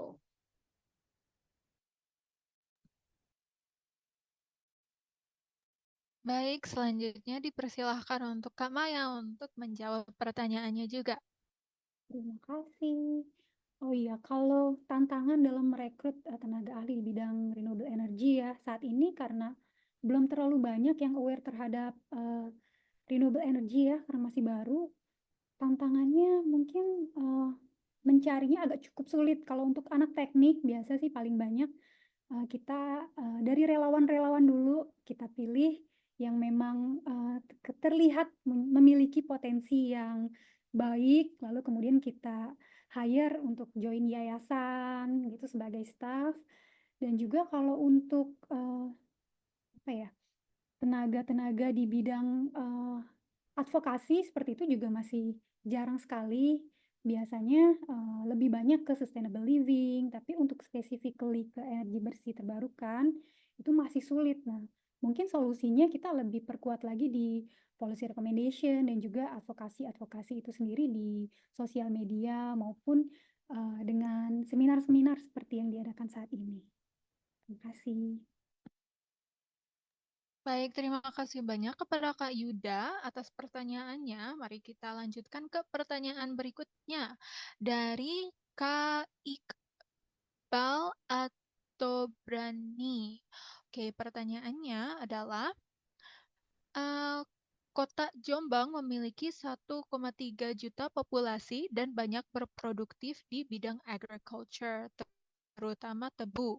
Dari 1,3 juta populasi tersebut, masih sangat minim edukasi tentang renewable energy dan sustainable development. Saya pribadi sudah mempelajari dasar-dasar dari renewable energy, namun sudah susah untuk mengaplikasikannya karena tidak memiliki komunitas atau wadah di sekitar tempat saya berada. Sehingga saya harus ke Jakarta sendirian untuk mengakses hal dan topik-topik seperti ini. Saya menyisihkan uang untuk memulai memiliki sumber energi terbarukan skala kecil. Ketika saya membeli baterai dan panel surya skala kecil untuk penggunaan pribadi, malah dicuri oleh orang tak dikenal. Maaf ya Kak Iqbal. Maaf. Masalah di sekitar lingkungan saya sangat kompleks, mulai dari kesiapan sumber daya manusia, ekonomi, dan pandangan sosial masyarakat di sini. Saya mau memulai menggunakan renewable energy pada bidang yang saya tekuni, namun malah was-was ketika mau memulai. Dikasih CCTV, dicolong juga CCTV-nya. Kira-kira solusi dari sudut pandang yang lebih profesional bagaimana ya? Baik, dipersilahkan untuk mungkin, dijawab oleh Kak Maya terlebih dahulu ya. Untuk Kak Maya kami persilahkan. Terima kasih Iqbal atas pertanyaannya. Sebelumnya turut prihatin ya tentang keadaan di sekitar kamu. Salah satunya itu ada membeli baterai panel surya skala kecil untuk penggunaan pribadi malah dicuri dengan orang tak dikenal. Nah itu bener banget, sampai sekarang masih terjadi kayak gitu. Kalau kita donasi ke panel surya ke daerah-daerah kabupaten itu pun rawan sekali untuk dicuri. Makanya kita selalu berdonasi di tempat yang memang keamanannya cukup, ini ya, cukup aman ya. Ini memang masih menjadi masalah bagi, kita semua ya terkait keamanan ini. Terus juga masalah di sekitar sangat kompleks mulai dari kesiapan SDM, sumber ekonomi, dan pandangan sosial masyarakat di sini. Mau memulai menggunakan renewable energy pada bidang yang ditekuni, tapi was-was ketika mulai. Dikasih CCTV, dicolong juga, waduh, ya bener banget sih. Ini I feel you, Iqbal, karena kita juga beberapa kali mengalami kejadian seperti ini. Terus juga solusi dan dari sudut pandang yang lebih profesional bagaimana ya? Terima kasih. Oke, solusinya CCTV-nya juga dicuri, terus baterai dan PLTS-nya juga dicuri. Gimana ya solusinya ya? Oke, kalau dari ini dalam, konteksnya berarti bukan di industri ya, tapi di, rumah pribadi. Itu udah bagus banget actually, udah mulai aware menggunakan PLTS. Nah, untuk masalah keamanannya itu masih menjadi misteri bersama nih buat teman-teman, PR buat kita semua. Gimana nih supaya kayak di Indonesia nggak banyak orang yang berpikiran seperti itu, kayak, mur di rel kereta api aja juga diambil-ambilin, padahal kan itu bahaya sekali ya. Terus juga ada kamera untuk, eee, penelitian, apa namanya, badak berculir satu, kameranya pun dicuri juga. Nah, itu sampai sekarang aku juga masalah karena, aku beberapa kali pitching ke investor-investor di Korea dan mereka juga menganggap seperti itu, di Indonesia masih belum aman. Mungkin kita bisa perkuat lagi di advokasi, terus juga bisa dorong pemerintah nih untuk, bikin kebijakan-kebijakan yang lebih mendukung, penerapan renewable energy gitu. Terus juga kasih pasal-pasal terkait, pencurian atau keamanan terhadap renewable energy yang lebih spesifik gitu. Mungkin itu sih kalau dari aku, soalnya aku juga di sini masih menjadi kendala gitu ya. Terima kasih. Terima kasih atas jawabannya Kak Maya. Ternyata masalah juga ya untuk Kak Maya. Apakah ada yang mau ditambahkan oleh Kak Faisal? Kalau dari saya sama aja sih sama Kak Maya gitu ya, karena masih menjadi misteri. Jangankan untuk, Kak Iqbal gitu ya, untuk skala pribadi, program dari pemerintah aja yang, pembuatan PLTS di daerah 4T itu tuh masih banyak yang dicuri, bahkan kabel-kabelnya yang untuk jaringan itu dilebur menjadi wajan. Serius banget ya. Jadi memang, it happens everywhere. Jadi masih menjadi misteri sama seperti kata Kak Maya tadi dan mungkin memang salah satu jalan keluarnya memang kita harus mendorong gitu, public awareness itu, kemudian mendorong juga pemerintah terkait regulasi gimana kalau semisal ada pencurian dan lain sebagainya gitu. Karena memang yang di pelosok-pelosok ini tuh justru malah kadang mungkin ada juga oknum keamanan yang juga ikut-ikut dalam itu gitu. Jadi ya balik lagi memang public awareness masih harus kita tingkatkan, kemudian itu tadi mendorong pemerintah untuk menciptakan regulasi-regulasi yang benar-benar mengikat gitu. Thank you. Terima kasih banyak Kak Faisal dan terima kasih banyak kepada Kak Iqbal atas pertanyaannya karena ternyata ini topik yang sangat-sangat penting ya. Baik, mari kita lanjutkan ke pertanyaan berikutnya dan sudah banyak. Jadi satu-satu saja ya. Kita mulai dari Kak Yuda lagi. Maaf Kak Besa Christine Yoselina. Kak Besa bertanya, mengapa saat ini energi terbarukan mulai marak digunakan oleh negara-negara di dunia? Apakah di Indonesia sendiri sudah baik dalam pengaplikasiannya? Baik, untuk Kak Faisal kami persilahkan untuk menjawab duluan. Oke, terima kasih atas pertanyaannya Kak Bisa ya. Mengapa energi terbarukan mulai marak digunakan? Jawabannya simpel, kenapa energi bersih gitu ya? Karena balik lagi krisis iklim yang kita hadapi itu benar-benar nyata dan dirasakan oleh semua lapisan masyarakat.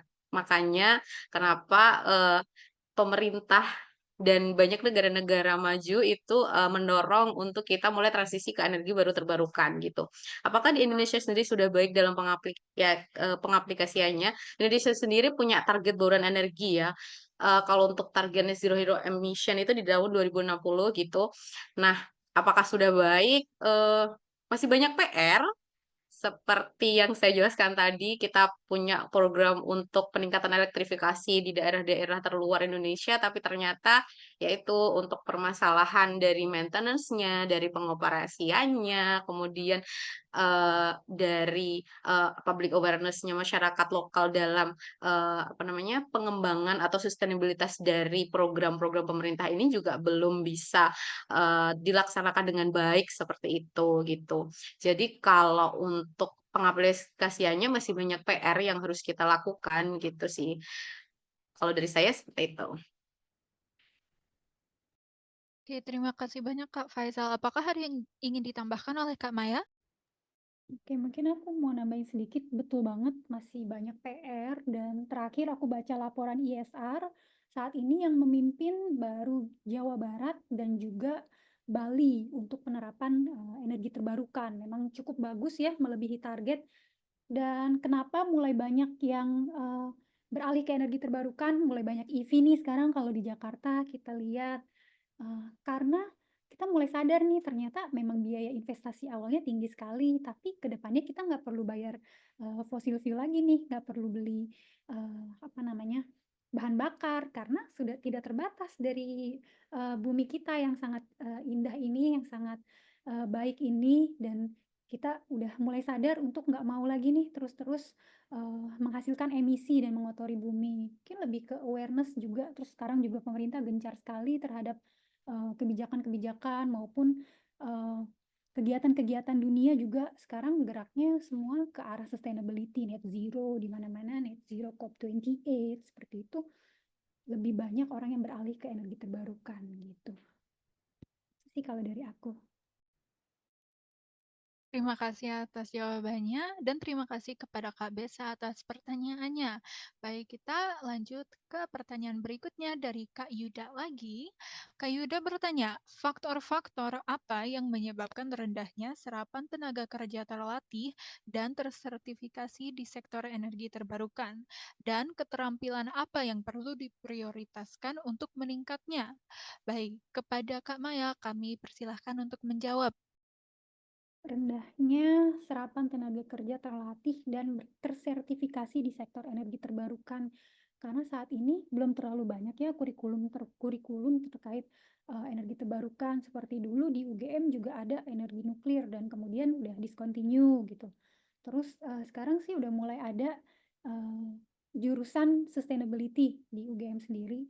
Harapannya ke depannya lebih banyak lagi nih kampus-kampus yang menerapkan seperti di UI juga sudah ada SDGs Hub, seperti itu agar, lebih banyak juga teman-teman yang tertarik bekerja di bidang, renewable energy karena ini masa depan loh. Jadi kalau teman-teman bisa jadi first mover advantage ini, itu akan baik sekali ke depannya ya, gitu. Terima kasih. Baik, apakah ada yang ingin ditambahkan oleh Kak Faisal? Oke, kalau dari yang saya tahu gitu ya, rendahnya serapan tenaga karena contohnya kalau di apa namanya di universitas sendiri gitu ya, masih sedikit loh dosen yang concern terhadap energi terbarukan gitu. Jadi masih bisa dihitung nih di Indonesia ada berapa, universitas atau dosen yang memang benar-benar ahli di bidang itu gitu. Makanya sekarang ini, waktunya teman-teman untuk mencoba untuk, coba-cobalah shifting ke renewable energy ini, isu ini gitu, siapa tahu kan nanti bisa menambah, green job untuk masuk di green job terutama untuk, edukator gitu ya. Kemudian ada lagi, untuk sertifikasi, tenaga terlatih itu mahal gitu, ilmunya tuh masih mahal gitu. Kalau teman-teman mau coba lihat, datanya di ini ya, Kementerian SDM mungkin ada, beberapa program pelatihan dan itu masih lumayan mahal gitu. Itu yang menjadi, kendala juga gitu. Dan keterampilan apa yang perlu diprioritaskan untuk meningkatkannya? Kalau dari segi keterampilan tergantung ya, kita mau fokusnya di mana nih. Mau di climate finance berarti ya coba kita, belajar juga terkait finance-nya seperti apa gitu.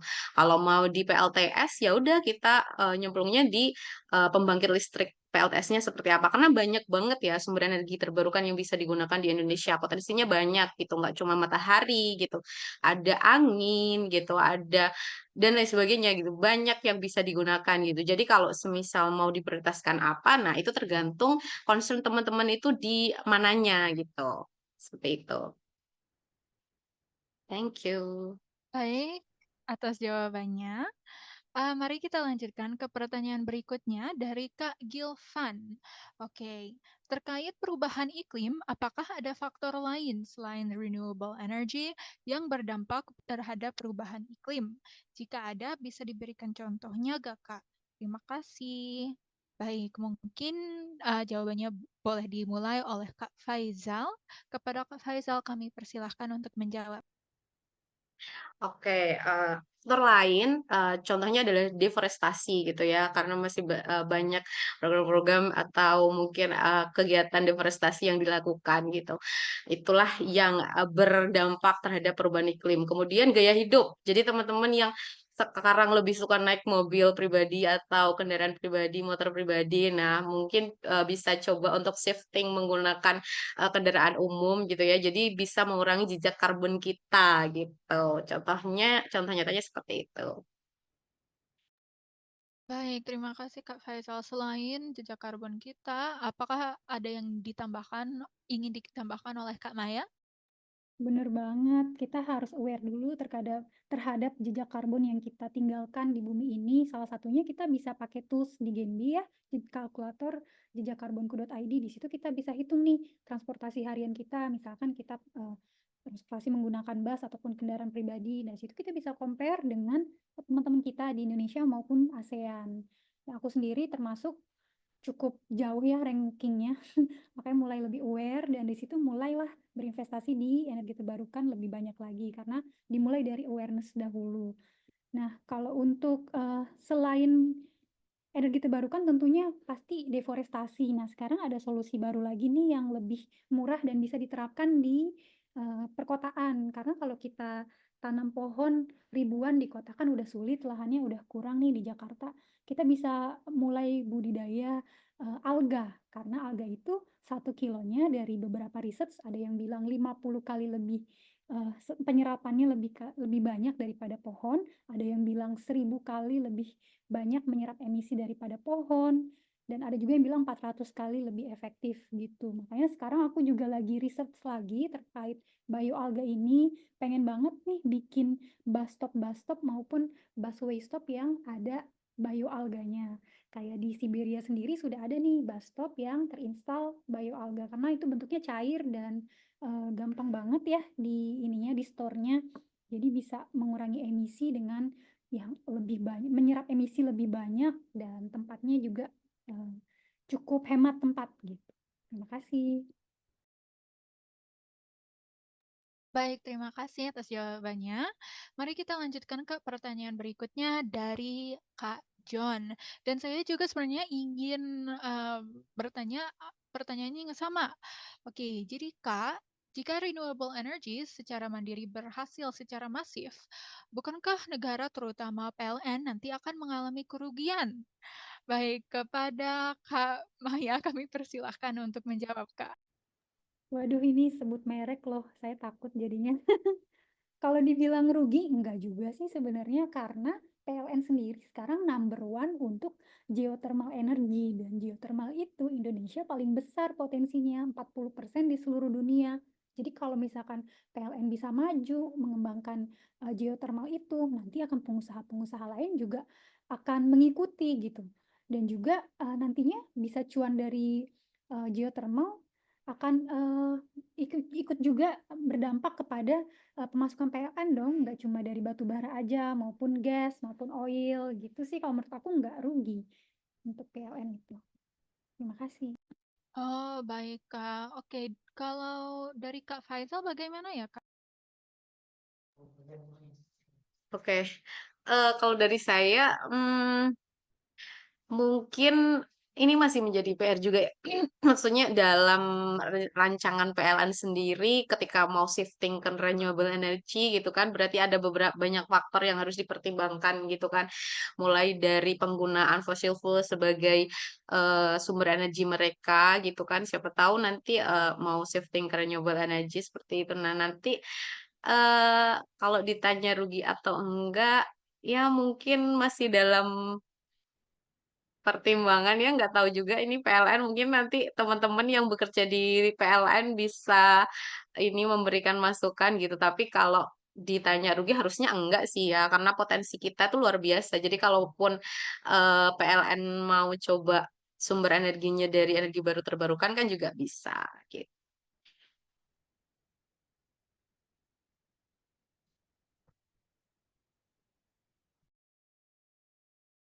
Oh, oke. Jadi PLN tidak akan rugi ya, insya Allah. Jadi kita nggak usah takut untuk, berkontribusi kepada renewable energy. Baik, untuk pertanyaan berikutnya kita ada dari Kak Sandi.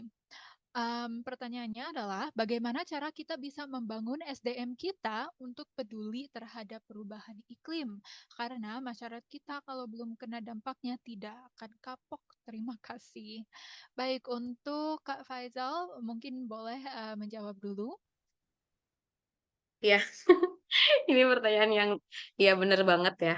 Cara kita membangun SDM kita untuk peduli. Memang benar, masyarakat itu kalau belum kena dampaknya itu nggak akan kapok gitu. Nah, tapi perlu disadari juga bahwa masyarakat itu sebenarnya mungkin sudah terkena dampaknya, tapi tidak tahu kalau dia itu terdampak gitu. Nah, makanya itu PR kita untuk memberitahu bagi masyarakat atau lingkungan sekitar kita yang terkecil, mungkin dari kakak, adik, atau orang tua kita gitu, bahwasanya krisis iklim itu benar-benar nyata gitu.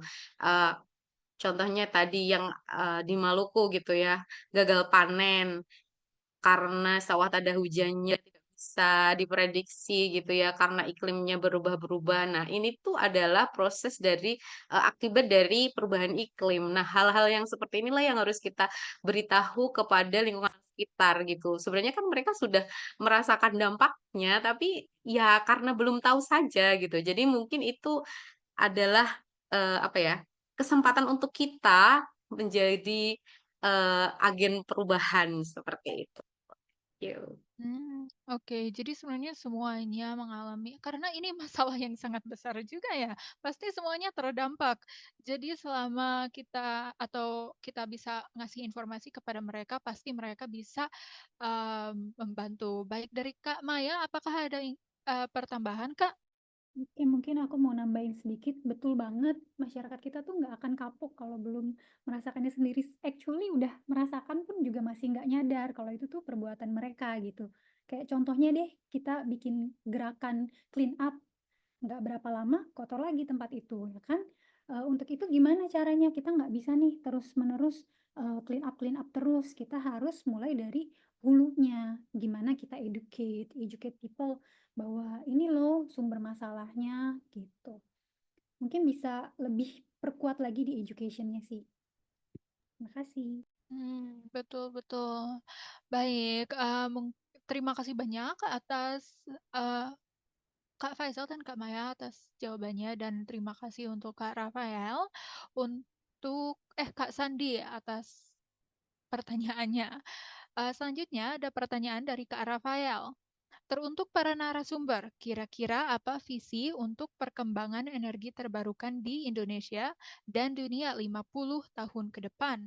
Dan apakah energi terbarukan bisa menjadi sebuah bisnis yang besar seperti industri batu bara sekarang? Baik, mungkin bisa dimulai dengan Kak Maya. Terima kasih Rafael pertanyaannya. Kalau visiku sendiri 50 tahun ke depan besar sekali visinya dan harapannya. Pengennya sih jadi the next Elon Musk. Terus juga mau apa energi terbarukan bisa menjadi sebuah bisnis yang besar seperti industri batu bara bisa banget karena sekarang udah mulai affordable nih untuk PLT sendiri maupun energi-energi terbarukan lainnya. Terus juga kalau sekarang sih karena di Indonesia geothermal tuh paling besar ya potensinya. Nah, Genbi sendiri sekarang lagi ngerancang program untuk buat dari bekas, pengeboran minyak dan juga gas, yang sudah lama ditinggalkan atau terbengkalai, kita jadikan sebagai sumber energi. Nah, mungkin teman-teman di sini ada beberapa investor yang tertarik juga untuk menjadikan, barang yang, tambang yang sudah ditinggalkan menjadi sumber energi terbarukan yang, lebih,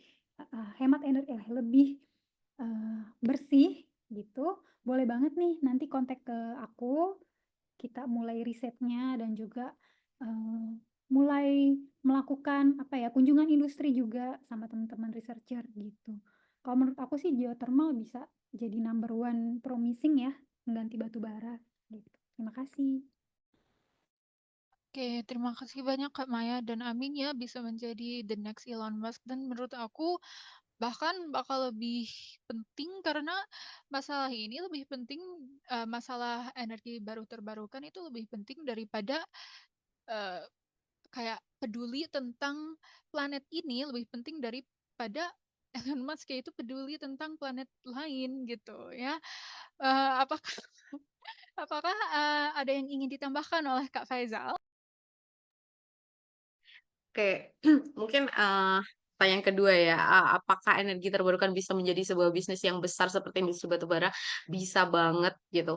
Kalau teman-teman pernah dengar di daerah terluar Indonesia, contohnya itu di Kepulauan Riau gitu ya, ada proyek investasi contohnya dari Quantum gitu, dari investor dari Singapura gitu. Jadi ada proyek untuk pembangunan PLTS gitu, untuk nantinya listriknya itu diimport ke Singapura lewat jalur eh, laut gitu. Bisa bayangkan berapa banyak apa seberapa besar impact dari bisnis yang akan dilakukan ini gitu. Dimulai dari seberapa banyak insinyur atau technician yang akan bekerja di sana seperti itu.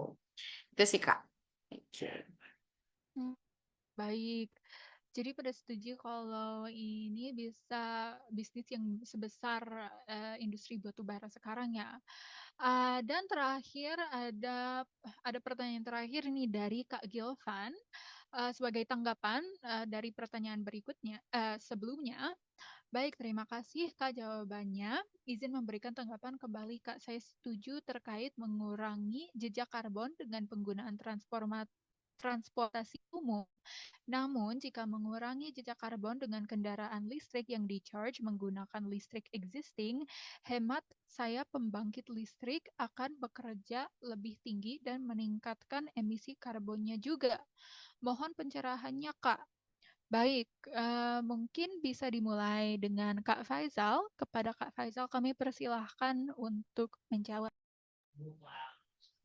Oke, sebentar saya baca dulu. Oh, izin terkait mengurangi jejak karbon dengan penggunaan transportasi umum, namun jika mengurangi jejak karbon dengan kendaraan listrik yang di-charge menggunakan listrik existing, hemat saya, pembangkit listrik akan bekerja lebih tinggi dan meningkatkan emisi karbonnya juga. Nah, sebenarnya memang meningkatkan dari sisi ini ya karena kita masih ngecas menggunakan listrik existing gitu ya, tapi di sisi lain kita juga mengurangi penggunaan dari jumlah ini apa namanya minyak yang kita gunakan gitu untuk sumber energinya dari kendaraan yang konvensional seperti itu. Nah, kalau untuk hitung-hitungannya memang sekarang untuk kendaraan listrik sendiri untuk implementasinya itu masih dalam proses ini juga sih penelitian seberapa besar tingkat penerimaan masyarakat gitu dan nantinya dampaknya seperti apa ketika kita shifting ke kendaraan listrik ini. Seperti itu sih setahu saya gitu ya.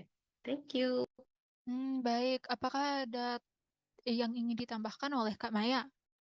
Ini benar banget sih pertanyaannya karena dosenku juga pernah membantai aku dengan pernyataan ini.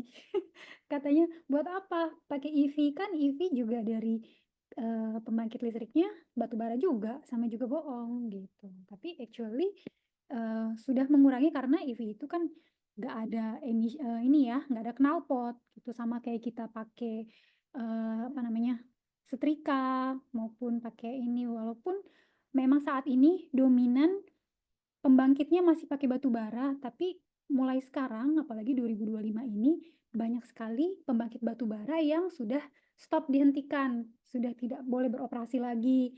Salah satunya juga beberapa partner kami dari Korea yang mulai gulung tikar nih guys. Ini berkat teman-teman semua nih yang terus-menerus mengadvokasi, ayo dong beralih ke energi bersih gitu. Jadi kami terima kasih sekali untuk generasi muda yang terus beradvokasi terhadap perubahan iklim ini. Terus juga harapannya semakin banyak pembangkit alternatif, selain batu bara. Jadi nanti kalau kita charge EV pakai, eee, yang ada existing di rumah, kita bukan lagi ambil dari batu bara, tapi dari misalkan PLTMH, geothermal, dan lain-lain. Jadi memang ini masih menjadi PR panjang buat kita semua. Terima Hmm, kasih. Oke. Terima kasih banyak, Kak, atas pencerahannya. Baik, terima kasih Pak kepada seluruh EBT Heroes yang sudah aktif bertanya. Mungkin ada yang belum sempat bertanya, bisa bisa nanya di IG-nya Kak Maya atau Kak Faisal saja ya. Baik, tidak terasa kita sudah berada di penghujung acara. Selanjutnya untuk mengabadikan acara pada malam hari ini, kita akan melakukan sesi foto bersama. Jadi kepada seluruh EBT Heroes yang belum menyalakan kamera, boleh banget untuk dinyalakan terlebih dahulu.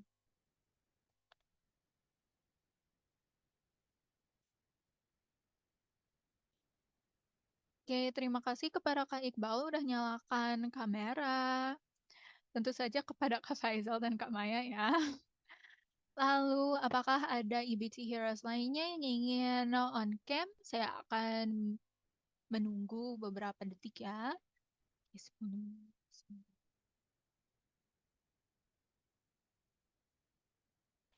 Oke, saya akan foto. Oke, 1, 2, 3. 1, 2, 3. Baik, terima kasih banyak kami ucapkan kepada para narasumber. Suatu kehormatan bagi kami karena Kak Maya dan Kak Faisal telah meluangkan waktunya untuk acara malam hari ini. Mari kita beri apresiasi yang sangat luar biasa kepada narasumber kami yang luar biasa dengan cara memberikan emoticon applause. Terima kasih banyak ya, Kak. Dengan demikian, berakhirlah sudah proklas yang berjudul, talk show yang berjudul Lingkar Temu Pemuda Generasi Memerangi Perubahan Iklim yang diselenggarakan oleh Zona EBT. Kami mengucapkan terima kasih kepada seluruh EBT Heroes yang telah mengikuti talk show pada malam hari ini dari awal hingga akhir. Kami juga mengucapkan mohon maaf sebesar-besarnya apabila terdapat salah kata atau salah perbuatan yang kurang berkenan di hati EBT Heroes sekalian. Akhir kata, saya Istiqomah Soeharto selaku fasilitator pamit undur diri. Wassalamualaikum warahmatullahi wabarakatuh. Waalaikumsalam warahmatullahi wabarakatuh. Terima kasih semuanya. Semuanya.